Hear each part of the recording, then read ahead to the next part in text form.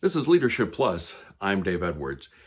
Well, of course, we're living in times of the coronavirus where many managers and organizations are trying to figure out when it is appropriate to bring their staff workers back to their offices. And I suspect that this is going to be an ongoing issue.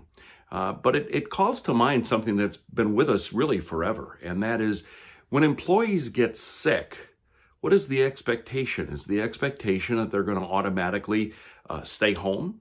What is your sick leave policy? Does it encourage sick employees to stay home? Or are they coming to work anyway and risk infecting others? Accountemps conducted a survey in 28 American cities. They found some very interesting things about workers' attitudes about staying home when they are sick. 1/3 said they always go to the office when they have cold or flu symptoms. 54% of those surveyed said they do so because they have too much work to stay home. 40% said they went to work ill because they didn't want to use a sick day. More employees in the age range of 25 to 40 said they went to work sick.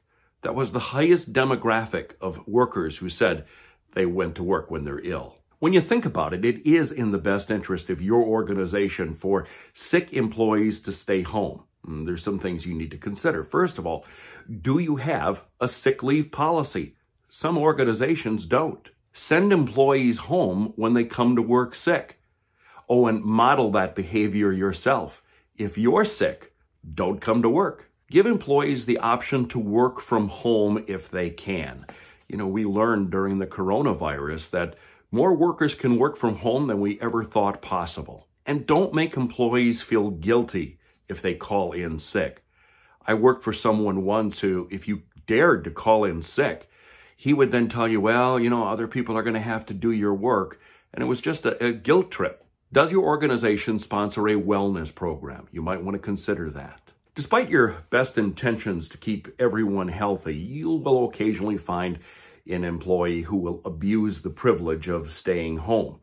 And there's a number of things you can do about that. First of all, you can and probably should keep track of when people stay home. So if they have an unusual pattern of being sick every Monday or every Friday, you might want to have a conversation with that person. Your sick leave policy should probably have a provision where if a person is absent for too many days, they have to bring in a doctor's excuse.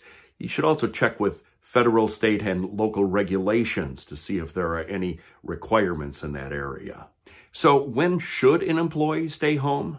Well, the CDC has this advice. The CDC says all employees should stay home if they are sick until at least 24 hours after their fever breaks. A temperature of 100 degrees Fahrenheit is considered that threshold. The person's temperature should be measured without the use of fever-reducing medicines. People with the flu are usually most contagious 4 or 5 days after their first symptoms. When in doubt, check with your Human Resources Department or Employment Legal Counsel for more direction. I've always found that being a little understanding and fair to your employees will pay dividends in the long run, and that includes employees who are sick.